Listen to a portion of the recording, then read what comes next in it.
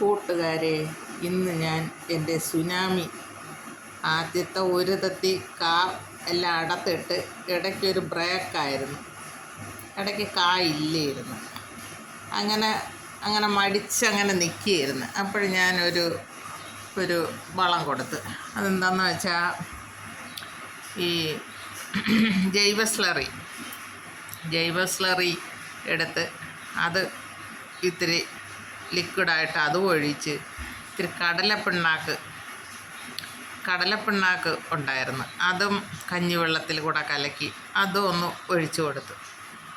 ഒരാഴ്ച കഴിഞ്ഞ് വീണ്ടും പൂവും പിഞ്ചുകളും വന്നു തുടങ്ങി.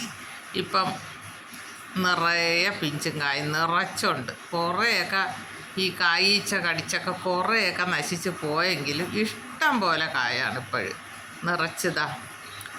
ഇപ്പോൾ ഞാൻ കവർ കെട്ടിയിട്ടുമില്ല. കിട്ടണമെങ്കിൽ കിട്ടട്ടെ എന്ന് പറഞ്ഞ് അങ്ങ് കളഞ്ഞിട്ടത് തന്നെ. എന്തായാലും ഇപ്പം വലിയ കായീച്ചയുടെ ശല്യം വന്നില്ല. അത് എന്താണോ എന്തോ.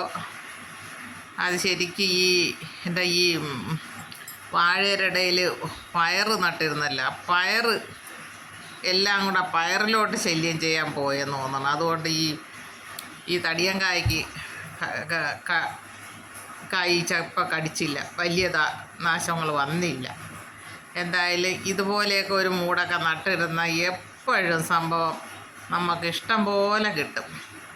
അതിനൊന്നും വലിയ പരിചരണമൊന്നും കൊടുക്കണ്ട. ഇതുപോലെയൊക്കെ നട്ടിട്ടിരുന്ന നല്ലതാണ്.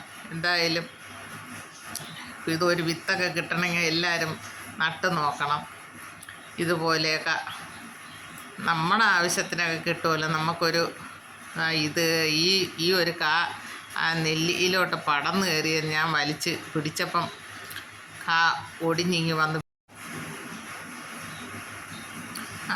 ഇങ്ങ് ഒടിഞ്ഞ് വന്ന് വീഴുന്നു. ഇതിപ്പം ഞാൻ അത് കഴിഞ്ഞിട്ട് ഞാൻ ഈ കുറച്ച് മുളവും ഇതൊക്കെ നട്ടേക്കണം. ഞാൻ ഇപ്പം വാഴയുടെ മൂട്ടിൽ ഈ കുറ്റിപ്പയർ നട്ടിരുന്നു. കുറ്റിപ്പയർ അത്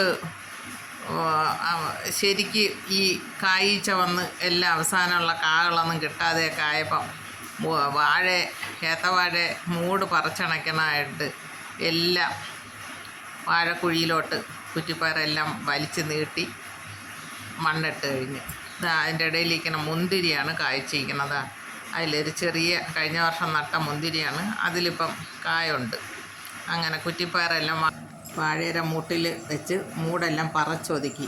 അപ്പോഴാണ് എൻ്റെ മുളവെല്ലാം പഴുത്തിരിക്കുന്നത് കണ്ടത്. അങ്ങനെ മുളക് പറിക്കാനായിട്ട് ഇറങ്ങി. അങ്ങനെ പഴുത്ത മുളകുകൾ പറിച്ചെടുക്കണം. എന്നിട്ട് എൻ്റെ ഈ വീഡിയോ എല്ലാവർക്കും ഇഷ്ടമായെങ്കിൽ എനിക്ക് ലൈക്ക് തരണേ.